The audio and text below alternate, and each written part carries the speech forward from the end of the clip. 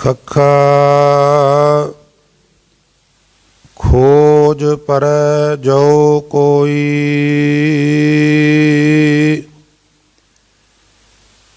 ਜੋ ਖੋਜੈ ਸੋ ਬਹੁਰ ਨਾ ਹੋਈ। ਖੋਜ ਬੂਝ ਜੋ ਕਰੈ ਵਿਚਾਰਾ,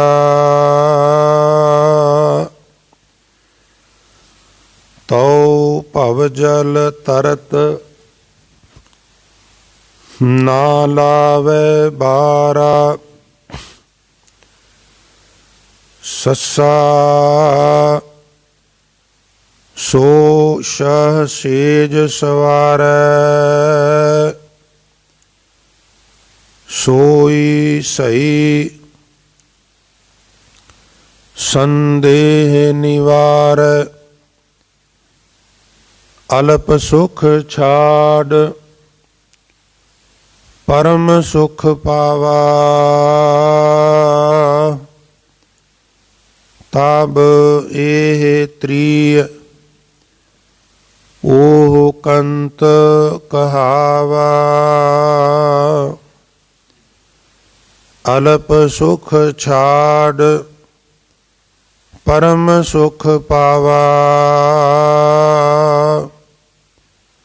ਤਬ ਇਹ ਤ੍ਰੀ ਓਹ ਕੰਤ ਕਹਾਵਾ।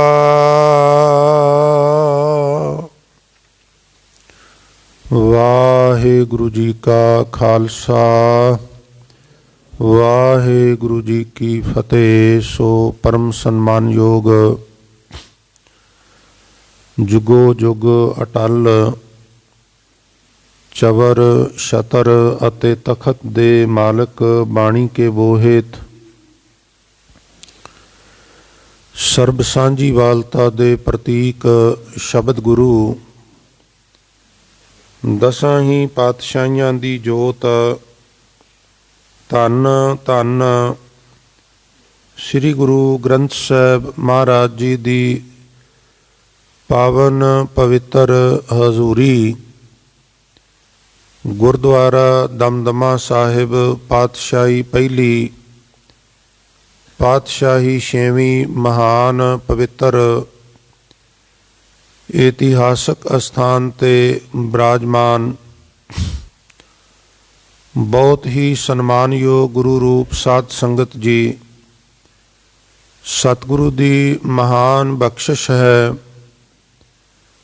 ਆਪ ਗੁਰੂ ਪਿਆਰ ਵਾਲਿਆਂ ਨੇ ਅੰਮ੍ਰਿਤ ਵੇਲੇ ਦੀ ਸਾਂਭ ਸੰਭਾਲ ਕਰਦਿਆਂ ਹੋਇਆਂ ਨੀਂਦਰ ਆਲਸ ਆਦਿ ਦਾ ਤਰਕ ਤਿਆਗ ਕਰਕੇ ਉਦਮੀ ਬਣਦਿਆਂ ਹੋਇਆਂ ਗੁਰੂ ਚਰਨਾਂ ਵਿੱਚ ਪਹੁੰਚ ਕੇ ਗੁਰੂ ਸਵਾਰਿਆਂ ਤੋਂ ਆਸਾ ਕੀ ਵਾਰ ਦੇ ਸ਼ਬਦ ਕੀਰਤਨ ਸਰਵਣ ਕਰਕੇ ਲਾਹੇ ਪ੍ਰਾਪਤ ਕੀਤੇ ਹਨ। ਗੁਰਦੇਵ ਆਪ ਸਾਰੀਆਂ ਸੰਗਤਾਂ ਦੀਆਂ ਹਾਜ਼ਰੀਆਂ, ਤਿਲ ਫੁੱਲ ਸੇਵਾਵਾਂ ਭੇਟਾਵਾਂ ਆਪਣੇ ਦਰ ਪ੍ਰਵਾਨ ਕਰ ਸਭਨਾਂ ਦੀਆਂ ਸ਼ੁਭ ਮਨੋਭਾਵਨਾਵਾਂ ਪੂਰੀਆਂ ਕਰਨ। ਆਉਣ ਵਾਲੇ ਸਮੇਂ ਵਿੱਚ ਵੀ ਇਸੇ ਪ੍ਰਕਾਰ ਆਪ ਜੀ ਗੁਰੂ ਚਰਨਾਂ ਵਿੱਚ ਬਿਰਾਜ ਕੇ ਗੁਰਬਾਣੀ ਪਾਠ ਕੀਰਤਨ ਵਿਚਾਰ ਦਾ ਆਨੰਦ ਮਾਣਦੇ ਰਹੋ ਜੀ। ਸੋ ਉਪਰੰਤ ਆਪ ਜੀ ਨੇ ਹੁਣੇ ਦਾਸ ਪਾਸੋਂ ਜੋ ਪਾਵਨ ਬਚਨ ਸਰਵਣ ਕੀਤੇ ਹਨ, ਇਹ ਪਵਿੱਤਰ ਬਚਨ ਰਾਗ ਗੌੜੀ ਪੂਰਬੀ 52 ਅੱਖਰੀ ਕਬੀਰ ਜੀਓ ਕੀ ਦੇ ਸਰਲੇਖ ਹੇਠ ਸ੍ਰੀ ਗੁਰੂ ਗ੍ਰੰਥ ਸਾਹਿਬ ਦੇ ਪਾਵਨ ਅੰਗ 342 ਤੇ ਸੁਭਾਇਮਾਨ ਹਨ। ਤੋ ਭਗਤ ਕਬੀਰ ਸਾਹਿਬ ਮਹਾਰਾਜ ਨੇ ਇਸ 52 ਅੱਖਰੀ ਦੇ ਇਕੱਲੇ ਇਕੱਲੇ ਅੱਖਰ ਤੋਂ ਜਿਹੜੇ ਸਾਨੂੰ ਉਪਦੇਸ਼ ਬਖਸ਼ਿਸ਼ ਕੀਤੇ ਹਨ, ਅੱਜ ਖੱਖਾ ਤੇ ਸੱਸਾ, ਇਹ ਦੋ ਅੱਖਰਾਂ ਦੀ ਵਿਚਾਰ ਅਸੀਂ ਸਮਝਾਂਗੇ। ਆਓ ਸਨਿਮਰ ਬੇਨਤੀ ਹੈ, ਜਿਤਨੇ ਕੁ ਸਰੀਰ ਗੁਰੂ ਚਰਨਾਂ ਵਿੱਚ ਬੈਠੇ ਹੋ, ਯਤਨ ਕਰੀਏ ਜਿਸ ਤਰ੍ਹਾਂ ਸਰੀਰਾਂ ਕਰਕੇ ਬੈਠੇ ਹਾਂ, ਸੁਰਤ ਕਰਕੇ ਵੀ ਗੁਰੂ ਚਰਨਾਂ ਵਿੱਚ ਬੈਠਣ ਦਾ ਯਤਨ ਕਰੀਏ। ਸੋ ਮਨ ਦੀ ਇਕਾਗਰਤਾ ਤੇ ਰਸਨਾ ਦੀ ਪਵਿੱਤਰਤਾ ਵਾਸਤੇ ਇੱਕ ਵਾਰ ਸਾਰੀ ਸੰਗਤ ਕਿਰਪਾ ਕਰੋ ਤੇ ਪਿਆਰ ਨਾਲ ਗੁਰਮੰਤਰ ਉਚਾਰਨ ਕਰੋ ਤੇ ਆਖੋ ਜੀ ਸਤਨਾਮ ਸ੍ਰੀ। ਫਿਰ ਆਖੋ ਜੀ ਸਤਨਾਮ ਸ੍ਰੀ। ਖੱਖਾ ਖੋਜ ਪਰੈ ਜੋ ਕੋਈ।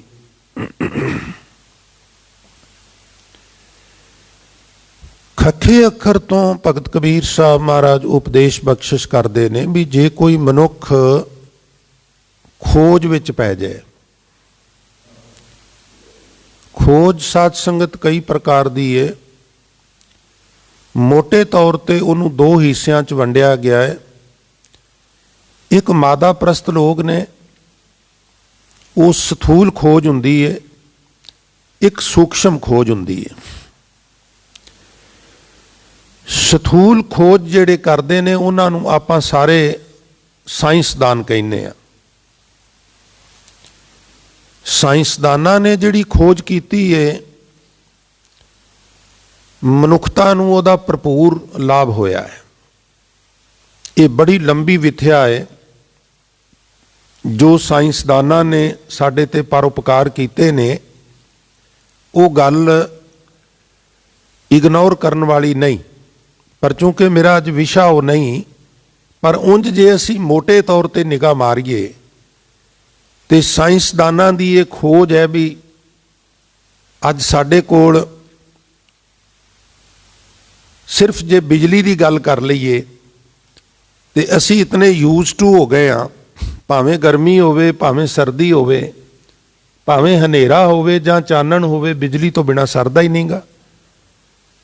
ਕਰੰਟ, ਇਲੈਕਟ੍ਰੀਸਿਟੀ ਕਿਸੇ ਜ਼ਮਾਨੇ 'ਚ ਨਹੀਂ ਸੀ। ਇਹ ਖੋਜ ਸਾਇੰਸਦਾਨਾਂ ਨੇ ਕੀਤੀ, ਬਲਬ ਦੀ ਖੋਜ ਸਾਇੰਸਦਾਨਾਂ ਨੇ ਕੀਤੀ। ਔਰ ਜਿਨ੍ਹਾਂ ਨੇ ਪਲੇਨ ਬਣਾਏ ਉਹਨਾਂ ਨੇ ਆਪਣੇ ਸਰੀਰਾਂ ਦੇ ਉੱਤੇ ਬੜੀਆਂ ਚੋਟਾਂ ਖਾਧੀਆਂ। ਕਿਸ ਤਰ੍ਹਾਂ ਲੋਕੀ ਉਹਨਾਂ ਨੂੰ ਮਜ਼ਾਕ ਉਡਾਉਂਦੇ ਸਨ। ਜਦੋਂ ਉੱਚੀ ਥਾਂ ਤੋਂ ਦੋਹਾਂ ਬਾਹਾਂ ਨਾਲ ਛੱਜ ਬੰਨ੍ਹ ਕੇ ਥੋੜ੍ਹਾ ਜਿਹਾ ਥੱਲੇ ਲੱਤਾਂ ਟੁੱਟ ਗਈਆਂ, ਗੋਡੇ ਰਗੜੇ ਗਏ, ਲੋਕਾਂ ਨੇ ਮਜ਼ਾਕ ਕਰਨੇ ਵੀ ਸ਼ਦਾਈ ਹੋ ਗਿਆ। ਉਹਨਾਂ ਕਹਿਣਾ ਜੇ ਪੰਛੀ ਉੱਡ ਸਕਦੇ ਨੇ ਤਾਂ ਅਸੀਂ ਕਿਉਂ ਨਹੀਂ ਉੱਡ ਸਕਦੇ। ਉਹ ਲੱਗੇ ਰਹੇ। ਫਿਰ ਇੱਥੋਂ ਤੱਕ ਵੀ ਗੱਲ ਬਣ ਗਈ ਵੀ ਪਲੇਨ ਬਣ ਗਿਆ ਔਰ ਪਲੇਨ ਉੱਡ ਸਕਦਾ ਸੀ, ਲੈਂਡ ਕਰਨ ਦੀ ਗੱਲ ਨਹੀਂ ਸੀ ਬਣ ਰਹੀ। ਫਿਰ ਕਈ ਸਾਲ ਉਹਦੇ ਵਿੱਚ ਲੱਗ ਗਏ ਵੀ ਹੁਣ ਪਲੇਨ ਉੱਡ ਜਾਏ ਤੇ ਲੈਂਡ ਹੀ ਨਾ ਕਰੇ, ਉਹਦੇ ਵਿੱਚ ਬੈਠਣ ਦਾ ਕੀ ਲਾਭ ਹੈ। ਤੋ ਇਹ ਕੁਝ ਗੱਲਾਂ ਨੇ ਜਿਹੜੀਆਂ ਮੋਟੇ ਤੌਰ ਤੇ ਅਸੀਂ ਕਹਿ ਸਕਦੇ ਹਾਂ। ਭੂਚਾਲ ਆਉਣਾ ਹੈ, ਬਾਰਿਸ਼ ਆਉਣੀ ਹੈ, ਹਨੇਰੀ ਆਉਣੀ ਹੈ, ਅੱਜ ਬਹੁਤ ਗਰਮੀ ਪੈਣੀ ਹੈ। ਤੋ ਮੌਸਮਾਂ ਅਨੁਮਾਨ ਵਾਲੇ ਸਾਨੂੰ ਪਹਿਲਾਂ ਆਗਾਹ ਕਰ ਦਿੰਦੇ ਨੇ, ਭਾਈ ਸਮੁੰਦਰ ਦੇ ਕੰਢੇ ਜਿਤਨੇ ਲੋਕ ਨੇ 100 200 ਮਾਈਲ ਜਿਹੜਾ ਪਿੱਛੇ ਚਲੇ ਜਾਓ, ਕਿਉਂਕਿ ਬਹੁਤ ਭਾਰੀ ਤੂਫਾਨ ਆਉਣ ਵਾਲਾ ਹੈ, ਬਚਾਅ ਹੋ ਜਾਂਦਾ। ਤੋ ਇਹ ਸਾਨੂੰ ਸਾਇੰਸਦਾਨਾਂ ਨੇ ਇਹ ਕਾਢ ਕੱਢ ਕੇ ਸਾਡੇ ਉੱਤੇ ਪਰਉਪਕਾਰ ਕੀਤਾ, ਅਦਰਵਾਈਜ਼ ਨੁਕਸਾਨ ਹੋ ਜਾਂਦਾ ਸੀ। ਮੈਡੀਕਲ ਸਾਇੰਸ ਦੀ ਅਸੀਂ ਗੱਲ ਕਰੀਏ ਤੇ ਬਹੁਤ ਸਾਰੀ ਖੋਜ ਉਹਨਾਂ ਨੇ ਕੀਤੀ, ਵਰਨਾ ਮਨੁੱਖ ਦੀ ਜੋ ਆਰਬਲਾ ਹੈ ਉਹ ਬੜੀ ਬੌਣੀ ਸੀ। ਹੁਣ ਐਸੀਆਂ ਦਵਾਈਆਂ ਨੇ, ਐਸੀਆਂ ਕਾਢਾਂ ਨੇ ਵੀ ਮਨੁੱਖ ਜਿਹੜਾ ਹੈ ਉਹਦੀ ਜਿਹੜੀ ਬਿਮਾਰੀ ਹੈ ਉਹਦੀ ਉਹਨਾਂ ਕੋਲ ਕਾਟ ਹੈ। ਤੋ ਇੱਕ ਇਹ ਖੋਜ ਹੈ ਜਿਹਨੂੰ ਅਸੀਂ ਮਾਦਾ ਪ੍ਰਸਤ ਕਹਿੰਦੇ ਹਾਂ, ਸਾਇੰਸਦਾਨ ਕਹਿੰਦੇ ਹਾਂ। ਉਹ ਸਾਇੰਸਦਾਨਾਂ ਵਿੱਚੋਂ ਇੱਕ ਕੈਟਾਗਰੀ ਮੈਡੀਕਲ ਸਾਇੰਸ ਵਾਲਿਆਂ ਦੀ ਆ ਜਾਂਦੀ ਹੈ। ਪਰ ਇੱਕ ਖੋਜ ਦੂਸਰੀ ਹੈ ਜਿਸ ਨੂੰ ਅਸੀਂ ਅੰਤਰਮੁਖੀ ਖੋਜ ਕਹਿੰਦੇ ਹਾਂ, ਜਿਸ ਨੂੰ ਭਗਤ ਪੀਪਾ ਜੀ ਕਹਿੰਦੇ ਨੇ, ਜੋ ਬ੍ਰਹਿਮੰਡ ਹੈ ਸੋਈ ਪਿੰਡ ਹੈ, ਜੋ ਖੋਜੈ ਸੋ ਪਾਵੈ। ਜਿਸ ਨੂੰ ਹਜ਼ੂਰ ਕਹਿੰਦੇ ਨੇ, ਨੌ ਨਿਧ ਅੰਮ੍ਰਿਤ ਪ੍ਰਭ ਕਾ ਨਾਮ, ਦੇਹੀ ਮੈਂ ਇਸ ਕਾ ਵਿਸ਼ਰਾਮ। ਹੁਣ ਵੇਖੋ, ਜਿਸ ਦੇਹੀ ਵਿੱਚ, ਜਿਸ ਸਰੀਰ ਵਿੱਚ ਪਰਮਾਤਮਾ ਦੇ ਨਾਮ ਦਾ ਖਜ਼ਾਨਾ ਹੈ, ਉਹ ਸਰੀਰ ਕਿਤਨਾ ਅਨਮੋਲ ਹੈ। ਕਿਉਂਕਿ ਉਹਦੇ ਵਿੱਚ ਜਿੱਥੇ ਵਿਸ਼ਟਾ ਅਸਤ ਰਕਤ ਪ੍ਰੇਟੇ ਚਾਮ ਵਾਲੀ ਗੱਲ ਏ, ਉੱਥੇ ਉਹਦੇ ਵਿੱਚ ਨੌ ਨਿਧ ਅੰਮ੍ਰਿਤ ਪ੍ਰਭ ਕਾ ਨਾਮ ਵੀ ਹੈ। ਹੁਣ ਉਹ ਜਿਹੜੀ ਖੋਜ ਹੈ ਅੰਤਰਮੁਖੀ ਖੋਜ, ਉਸ ਸੰਬੰਧ ਵਿੱਚ ਭਗਤ ਕਬੀਰ ਸਾਹਿਬ ਮਹਾਰਾਜ ਕਹਿੰਦੇ ਨੇ ਖੱਖਾ ਖੋਜ ਪਰੈ ਜੋ ਕੋਈ, ਪਰ ਇਹ ਏਡੀ ਆਸਾਨ ਨਹੀਂ। ਦੇਖੋ ਜੇ ਕਿਸੇ ਦਾ ਦਿਲ ਕਰੇ ਕਿ ਮੈਂ ਪਹਾੜਾਂ ਦੇ ਵਿੱਚ ਪਹਾੜਾਂ ਦੀਆਂ ਚੋਟੀਆਂ ਤੇ ਜਾ ਕੇ ਖੜੇ ਹੋਣਾ ਹੈ, ਫਿਰ ਉੱਥੋਂ ਹੇਠਾਂ ਜਿਹੜੀ ਗਰੀਨਰੀ ਹੈ, ਹਰੇ ਭਰੇ ਰੁੱਖ ਨੇ, ਉਹਨਾਂ ਨੂੰ ਵੇਖਣਾ ਹੈ, ਉੱਥੇ ਠੰਡੀ ਠੰਡੀ ਹਵਾ ਮੈਨੂੰ ਆਵੇਗੀ, ਮੇਰੀਆਂ ਅੱਖਾਂ ਨੂੰ ਸਕੂਨ ਮਿਲੇਗਾ, ਬਰਫ਼ ਦੇ ਤੋਦਿਆਂ ਦੇ ਉੱਤੇ ਚੜ੍ਹ ਕੇ ਖੜਾ ਹੋ ਜਾਵਾਂਗਾ, ਠੀਕ ਹੈ। ਪਰ ਉੱਥੇ ਜਾਣ ਵਾਸਤੇ ਨਾ ਸਾਨੂੰ ਉਬੜ ਖੁਬੜੇ ਰਸਤੇ ਤੋਂ ਜਾਣਾ ਪੈਂਦਾ ਹੈ। ਪਹਾੜਾਂ ਦਾ ਰਸਤਾ ਉਬੜ ਖੁਬੜਾ ਹੁੰਦਾ ਨਾ ਪਿਆਰਿਓ, ਉਹਨੂੰ ਕਹਿੰਦੇ ਨੇ ਘੱਟ ਆਵ ਘੱਟ ਡੂਗਰ ਘਣੋ ਇੱਕ ਨਿਰਗੁਣ ਬੈਲ ਹਮਾਰ। ਇੱਕ ਤੇ ਉਹ ਰਸਤਾ ਉਬੜ ਖੁਬੜਾ ਹੈ, ਇੱਕ ਫਿਰ ਇਸ ਤਰ੍ਹਾਂ ਗੋਲ ਗੋਲ ਘੁੰਮ ਕੇ ਉੱਪਰ ਜਾਣਾ ਪੈਂਦਾ। ਬੜੀ ਮਸ਼ੱਕਤ ਕਰਕੇ ਉਬੜ ਖੁਬੜੇ ਰਸਤੇ ਤੋਂ ਗੋਲ ਗੋਲ ਘੁੰਮ ਕੇ ਫਿਰ ਮਨੁੱਖ ਜਿਹੜਾ ਉੱਤੇ ਚੜ੍ਹਦਾ ਹੈ, ਤੇ ਫਿਰ ਉਹ ਜਿਹੜੀ ਗਰੀਨਰੀ ਹੈ, ਉਹ ਜਿਹੜਾ ਰਮਣੀਕ ਨਜ਼ਾਰਾ ਹੈ, ਉਹਨੂੰ ਅੱਖਾਂ ਨਾਲ ਤੱਕਦਾ ਹੈ, ਉਹਨੂੰ ਮਹਿਸੂਸ ਕਰਦਾ ਹੈ। ਯਾਨੀ ਉਹਦੇ ਵਾਸਤੇ ਉਹਨੂੰ ਮਸ਼ੱਕਤ ਕਰਨੀ ਪੈਂਦੀ ਹੈ। ਇਸੇ ਪ੍ਰਕਾਰ ਇਹ ਪ੍ਰਮਾਤਮਾ ਦੀ ਜਿਹੜੀ ਖੋਜ ਹੈ, ਇਹਨੂੰ ਖੋਜ ਨੂੰ ਕਰਨ ਲਈ ਰਸਤੇ ਵਿੱਚ ਬੜੇ ਉਬੜ ਖੁਬੜੇ ਰਸਤੇ ਆਉਂਦੇ ਨੇ, ਸਪੀਡ ਬ੍ਰੇਕਰ ਆਉਂਦੇ ਨੇ, ਆਸਾ ਤ੍ਰਿਸ਼ਨਾ ਦੀਆਂ ਘਾਟੀਆਂ ਆਉਂਦੀਆਂ ਨੇ, ਔਰ ਫਿਰ ਜਾ ਕੇ ਕਿਤੇ ਮੰਜ਼ਿਲ ਮਿਲਦੀ ਹੈ। ਪਰ ਜਦੋਂ ਮਿਲ ਜਾਂਦੀ ਹੈ ਫਿਰ ਉਹ ਆਨੰਦਦਾਇਕ ਹੁੰਦੀ ਹੈ। ਇਸ ਲਈ ਖੱਖਾ ਖੋਜ ਪਰੈ ਜੋ ਕੋਈ, ਜਿਹੜਾ ਵੀ ਵਿਅਕਤੀ ਇਸ ਖੋਜ ਵਿੱਚ ਪੈ ਜਾਂਦਾ ਹੈ, ਜੋ ਖੋਜੈ ਸੋ ਬੌਰ ਨਾ ਹੋਈ। ਜਿਹੜਾ ਇੱਕ ਵਾਰੀ ਖੋਜ ਕਰ ਲੈਂਦਾ ਹੈ ਜੀਂਦੇ ਜੀ, ਉਹ ਫਿਰ ਪਰਤ ਕੇ ਜਨਮ ਮਰਨ ਦੇ ਚੱਕਰ ਵਿੱਚ ਨਹੀਂ ਪੈਂਦਾ, ਉਹਦਾ ਆਵਾਗੌਣ ਮੁੱਕ ਜਾਂਦਾ ਹੈ। ਕਿਹਦਾ? ਜਿਹੜਾ ਖੋਜ ਦੇ ਵਿੱਚ ਪੈ ਜਾਂਦਾ ਹੈ। ਖੋਜ ਤੇ ਅਸੀਂ ਕਰਨੇ ਆ, ਪਰ ਮੈਂ ਅਕਸਰ ਬੇਨਤੀ ਕਰਨਾ ਵੀ ਕਦੀ ਆਤਮ ਮੰਥਨ ਕਰਕੇ ਤੱਕਣਾ ਸਾਧ ਸੰਗਤ ਜੀ। ਇਹ ਬੇਨਤੀਆਂ ਨਾਰਾਜ਼ ਕਰਨ ਵਾਸਤੇ ਨਹੀਂ, ਇਹ ਬੇਨਤੀਆਂ ਹੁੰਦੀਆਂ ਨੇ ਜੇ ਕੋਈ ਸੱਚੀ ਮੁੱਚੀ ਤੁਰਨਾ ਚਾਹੁੰਦਾ ਹੈ ਤੇ ਉਹ ਤੁਰ ਸਕੇ। ਸਾਡੀ ਜਿਹੜੀ ਖੋਜ ਹੈ ਨਾ, ਭਾਵੇਂ ਅਸੀਂ ਸਾਇੰਸਦਾਨ ਨਹੀਂ, ਸਾਡੀ ਖੋਜ ਵੀ ਬਾਹਰ ਹੈ। ਸਾਡੀ ਬਹੁਤੀ એનર્ਜੀ ਦੂਜਿਆਂ ਨੂੰ ਵੇਖਣ ਵਿੱਚ ਲੱਗ ਜਾਂਦੀ ਹੈ। ਮੇਰਾ ਗਵਾਂਢੀ ਕੀ ਕਰ ਰਿਹਾ ਹੈ, ਉਹਦੇ ਘਰ ਕੌਣ ਆਇਆ ਹੈ, ਕੌਣ ਗਿਆ ਹੈ, ਫਲਾਣਾ ਬੰਦਾ ਕਿਹਦੇ ਨਾਲ ਗੱਲ ਕਰ ਰਿਹਾ ਹੈ, ਕਿਹਦੇ ਕੋਲ ਖਲੋਤਾ ਹੈ। ਤੋ ਕਦੀ ਤੁਸੀਂ ਆਤਮ ਮੰਥਨ ਕਰਿਓ, ਸਾਡੀ એનર્ਜੀ ਇਹਨਾਂ ਕੰਮਾਂ ਵਿੱਚ ਵੇਸਟ ਹੋ ਜਾਂਦੀ ਹੈ, ਸਾਡੀ એનર્ਜੀ ਇਹਨਾਂ ਕੰਮਾਂ ਵਿੱਚ ਜ਼ਿਆਦਾ ਖਰਚ ਹੋ ਜਾਂਦੀ ਹੈ। ਔਰ ਜੇ ਕਿਤੇ ਇੰਨਾ ਕੁ ਅਸੀਂ ਖਰਚਾ ਆਪਣੇ ਤੇ ਕਰੀਏ, ਆਰਾਮ ਕਰਨ ਤੋਂ ਪਹਿਲਾਂ, ਰਾਤ ਨੂੰ ਸੌਣ ਤੋਂ ਪਹਿਲਾਂ 2 ਮਿੰਟ ਬੈਠ ਕੇ ਸਿੱਧੇ ਹੋ ਕੇ ਆਪਣੇ ਸਾਰੇ ਦਿਨ ਦੀ ਗਤੀਵਿਧੀ ਦੇ ਉੱਤੇ ਮਨੁੱਖ ਫਿਰਤੂ ਝਾਤ ਮਾਰੇ। ਮੈਂ ਸਵੇਰੇ ਕਦੋਂ ਉੱਠਿਆ ਸਾਂ, ਮੈਂ ਕੀ ਕੀਤਾ, ਕਿੰਨੀ ਵਾਰਾਂ ਕਿਸੇ ਨੂੰ ਮਿੱਠਾ ਬੋਲ ਕੇ ਉਹਦੀ ਖੁਸ਼ੀ ਲਈ, ਕਿੰਨੀ ਵਾਰਾਂ ਦਿਹਾੜੀ ਵਿੱਚ ਕੌੜਾ ਬੋਲ ਕੇ, ਉੱਚਾ ਬੋਲ ਕੇ ਕਿਸੇ ਦੀ ਨਾਰਾਜ਼ਗੀ ਮੁੱਲ ਲਈ, ਕਿੰਨੇ ਦਿਹਾੜੀ ਵਿੱਚ ਝੂਠ ਬੋਲੇ। ਇਤਿਹਾਦ ਬੜੀ ਲੰਬੀ ਫਰਿਸ਼ਤ ਹੈ। ਅਸੀਂ ਜੇ ਸੌਣ ਤੋਂ ਪਹਿਲਾਂ ਇੱਕ ਵਾਰ ਇਹ ਨਿਗਾਹ ਮਾਰ ਲਈਏ ਤੇ ਅਗਲੇ ਦਿਨ ਇਹ ਜਿਹੜੇ ਐਬ ਨੇ, ਇਹਨਾਂ ਵਿੱਚ ਕੁਛ ਨਾ ਕੁਛ ਕਮੀ ਆਉਣ ਲੱਗ ਪਏਗੀ। ਤੁਸੀਂ ਉਹ ਕਥਾ ਤੇ ਬੜੀ ਵਾਰਾਂ ਸੁਣੀ ਹੈ, ਜਦੋਂ 5ਵੇਂ ਪਾਤਸ਼ਾਹ ਕੋਲ ਵਪਾਰੀ ਆਏ ਸਨ ਦਰਸ਼ਨ ਕਰਨ,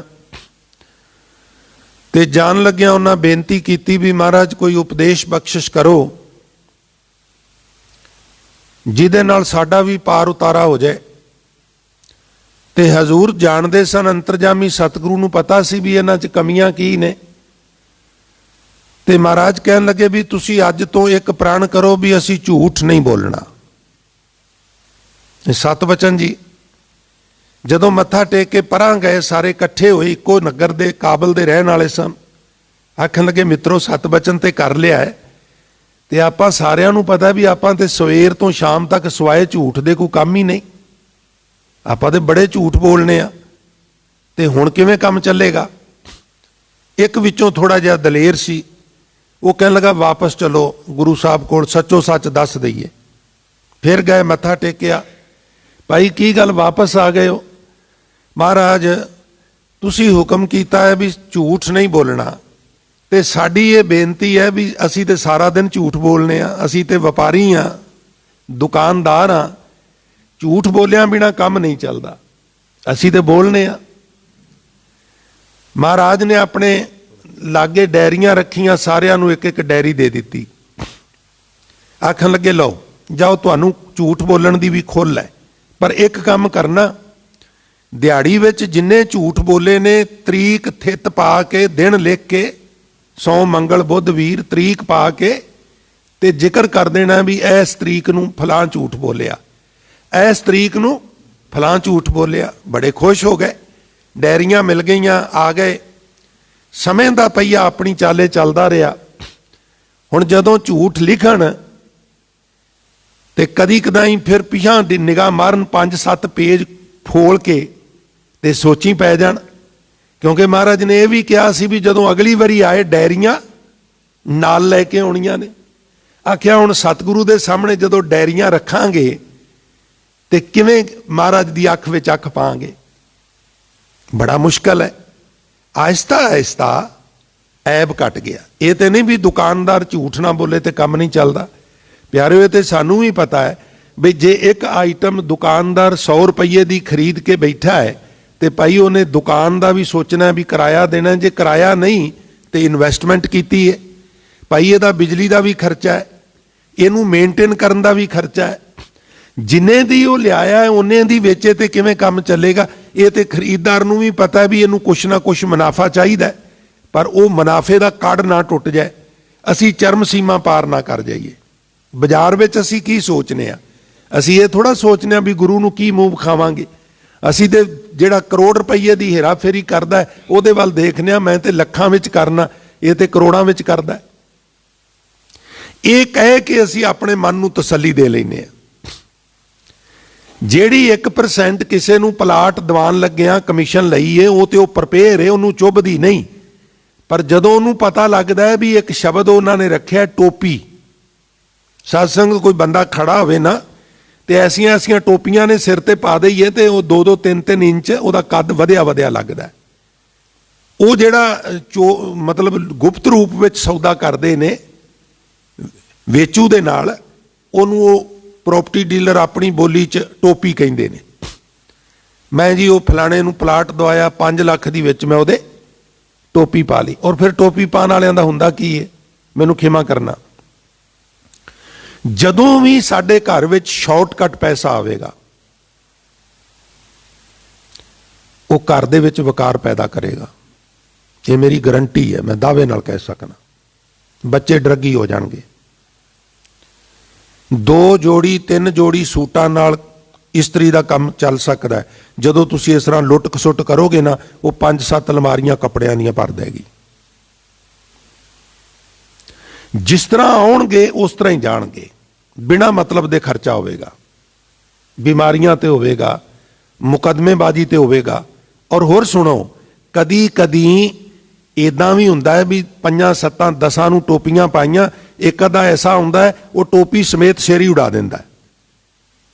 ਕਦੀ ਕਦੀ ਸ਼ੇਰ ਨੂੰ ਸਵਾ ਸ਼ੇਰ ਵੀ ਟੱਕਰ ਜਾਂਦਾ ਨਾ, ਲਹੂ ਮੂੰਹ ਲੱਗਾ ਹੁੰਦਾ, ਦਲੇਰੀ ਵੱਧ ਜਾਂਦੀ ਹੈ। ਮੈਂ ਬੜਿਆਂ ਨਾਲ ਧੋਖੇ ਕੀਤੇ ਨੇ, ਬੜਿਆਂ ਨਾਲ ਮੈਂ ਇੱਦਾਂ ਕੀਤਾ, ਕਦੀ ਨਾ ਕਦੀ ਵਿੱਚ ਕੋਈ ਨਾ ਕੋਈ ਐਸਾ ਟੱਕਰ ਜਾਂਦਾ, ਸਾਰਾ ਸੂਪੜਾ ਹੀ ਸਾਫ਼ ਕਰ ਦਿੰਦਾ। ਇਹ ਵੀ ਹੁੰਦਾ। ਤੁਸੀਂ ਅਖਬਾਰਾਂ 'ਚ ਪੜ੍ਹਦੇ ਹੋ ਫਲਾਣੀ ਥਾਂ ਤੇ ਫਲਾਣਾ ਜਿਹੜਾ ਪ੍ਰੋਪਰਟੀ ਡੀਲਰ ਹੈ ਉਹਦਾ ਮਰਡਰ ਹੋ ਗਿਆ, ਔਰ ਬਹੁਤ ਗਿਣਤੀ ਵਿੱਚ ਹੁੰਦੇ ਨੇ। ਜਦੋਂ ਸਾਧ ਸੰਗਤ ਕਿਸੇ ਦਾ ਘਰ ਹੀ ਉਜਾੜ ਦਿੱਤਾ, ਜਿੰਨੀ ਪੂੰਜੀ ਸੀ ਸਾਰੀ ਉਹਦੀ ਧੋਖਾ ਹੋ ਗਿਆ। ਹੁਣ ਉਹ ਅੱਕਿਆ ਹੋਇਆ ਇਸ ਸਟੇਜ ਦੇ ਉੱਤੇ, ਕਹਿੰਦਾ ਵੀ ਹੋਰ ਮੈਂ ਕੀ ਕਰਨਾ, ਹੁਣ ਰਿਹਾ ਤੇ ਕੁਛ ਹੈ ਨਹੀਂ। ਤੋ ਤਿਲ ਮਰਨ ਨਾਲੋਂ ਚਲੋ ਇਹ ਹੋਰਾਂ ਦੇ ਘਰ ਨਾ ਉਜਾੜੇ, ਇਸ ਕਰਕੇ ਚਲੋ ਇਦਾਂ ਹੀ ਸਹੀ। ਤੋ ਸ਼ਾਰਟਕਟ ਜਦੋਂ ਵੀ ਅਸੀਂ ਕਰਾਂਗੇ ਉਦੋਂ ਫਿਰ ਇਸ ਪਾਸੇ ਨੂੰ ਗੱਲ ਜਿਹੜੀ ਹੈ ਉਹ ਚੱਲ ਪੈਂਦੀ ਹੈ। ਮੈਂ ਅਰਜ਼ ਕਰ ਰਿਹਾ ਸਾਂ, ਭਗਤ ਕਬੀਰ ਸਾਹਿਬ ਮਹਾਰਾਜ ਕਹਿੰਦੇ ਨੇ, ਜਦੋਂ ਕੋਈ ਇਸ ਪ੍ਰਕਾਰ ਖੋਜ ਕਰਦਾ ਹੈ ਫਿਰ ਉਹਦਾ ਪਰਤ ਕੇ ਜਨਮ ਨਹੀਂ ਹੁੰਦਾ। ਖੋਜ ਬੂਝ ਜੋ ਕਰੇ ਵਿਚਾਰਾ, ਇਹ ਅਗਲੀ ਪੰਕਤੀ ਹੈ। ਜਿਹੜਾ ਖੋਜ ਕੇ ਉਹਨੂੰ ਬੁੱਝਦਾ ਹੈ, ਉਹਨੂੰ ਸਮਝਦਾ ਹੈ, ਔਰ ਪਲੱਸ ਫਿਰ ਵਿਚਾਰ ਕਰਦਾ ਹੈ। ਇੱਥੇ ਪ੍ਰੋਫੈਸਰ ਸਾਹਿਬ ਨੇ ਅਰਥ ਕੀਤੇ ਨੇ, ਜਿਹੜਾ ਵਾਹਿਗੁਰੂ ਦੇ ਗੁਣਾਂ ਦੀ ਵਿਚਾਰ ਕਰਦਾ ਹੈ।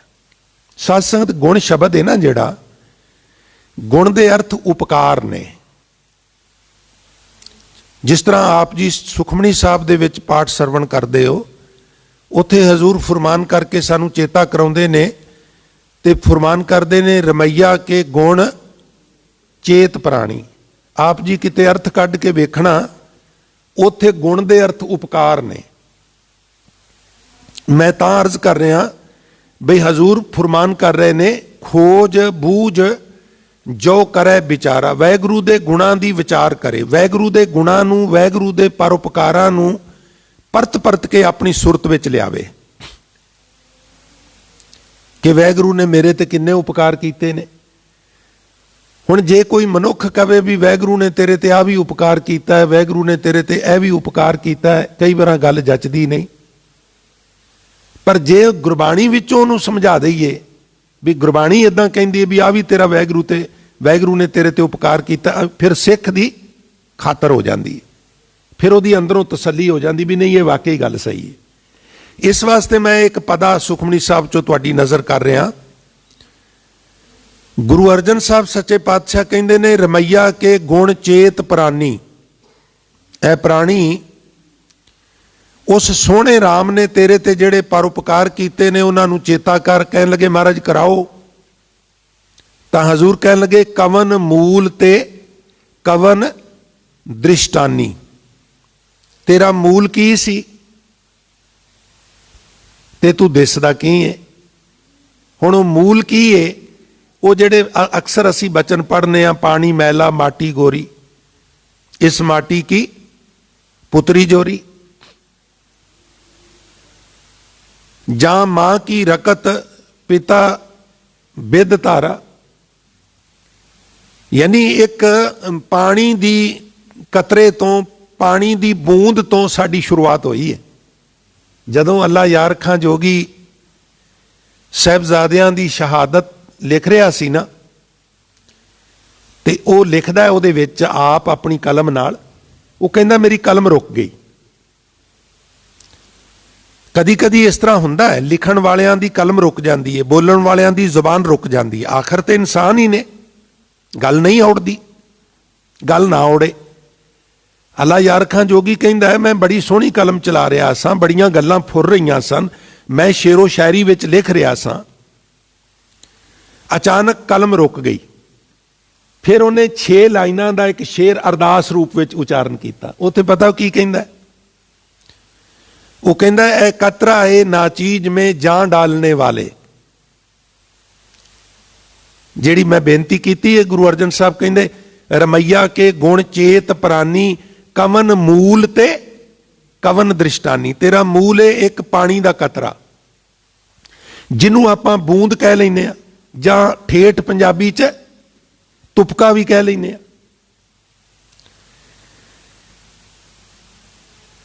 ਕਬੀਰ ਸਾਹਿਬ ਕਹਿੰਦੇ ਨੇ, ਪਾਣੀ ਮੈਲਾ ਮਾਟੀ ਗੋਰੀ, ਜਾਂ ਮਾਂ ਕੀ ਰਕਤ ਪਿਤਾ ਬਿੰਦ ਧਾਰਾ। ਅੱਲਾ ਯਾਰ ਖਾਂ ਜੋਗੀ ਕਹਿੰਦਾ ਹੈ, ਐ ਕਤਰਾ ਏ ਨਾਚੀਜ਼ ਮੇਂ ਜਾਨ ਡਾਲਨੇ ਵਾਲੇ। ਯਾ ਖੁਦਾ, ਤੂੰ ਤੇ ਮੈਂ ਛੋਟਾ ਜਿਹਾ ਪਾਣੀ ਦਾ ਕਤਰਾ ਸਾਂ, ਤੇ ਤੂੰ ਮੇਰੇ 'ਚ ਜਿੰਦ ਪਾ ਦਿੱਤੀ ਸੀ। ਤੇ ਜਦੋਂ ਤੇਰੀ ਇੰਨੀ ਸਮਰੱਥਾ ਹੈ, ਤੇ ਕੀ ਤੂੰ ਮੈਨੂੰ ਹੋਰ ਅਲਫਾਜ਼ ਨਹੀਂ ਦੇ ਸਕਦਾ? ਕੀ ਤੂੰ ਇਹਨਾਂ ਅੱਖਰਾਂ ਨੂੰ ਨੇੜੇ ਨੇੜੇ ਬਿਠਾਉਣ ਦਾ ਮੈਨੂੰ ਵੱਲ ਨਹੀਂ ਸਿਖਾ ਸਕਦਾ ਵੀ ਮੈਂ ਅੱਖਰ ਅੱਖਰ ਜੋੜ ਕੇ ਸ਼ਬਦ ਬਣਾਵਾਂ, ਸ਼ਬਦ ਜੋੜ ਕੇ ਸੈਂਟੈਂਸ ਬਣਾਵਾਂ, ਔਰ ਫਿਰ ਪਹਿਲਾਂ ਵਾਂਗੂ ਹੀ ਸ਼ੇਰੋ ਸ਼ਾਇਰੀ ਜਿਹੜੀ ਹੈ ਉਹਦੀ ਰਵਾਨਗੀ ਸ਼ੁਰੂ ਹੋ ਜਾਏ? ਤੂੰ ਤੇ ਕਰ ਸਕਣਾ। ਐ ਰਹਿਮ ਕੇ ਸਾਂਚੇ ਮੇਂ ਹੁਸੀ ਡਾਲਨੇ ਵਾਲੇ। ਮਾਂ ਦਾ ਗਰਭ, ਰਹਿਮ ਕਾ ਸਾਂਚਾ, ਇਹਦੇ ਵਿੱਚ ਤੂੰ ਆਪਣੇ ਨੂਰ ਨੂੰ ਪਾ ਦੇਣਾ। अव्वल अल्लाह नूर उपाया कुदरत के सब बंदे। एक नूर ते सब जग उपजिया। ताकत सारियां नूं, नूर सारियां नूं उथों ही मिलिया है। ए कतरा ए ना चीज में जान डालने वाले, ए रहम के सांचे में हुसीन डालने वाले, ए रंग रंगीले, ए हमें पालने वाले, आफत को ए बन के सिपर टालने वाले। मेरियां मुसीबतां नूं तू ढाल बन के टाल देना है।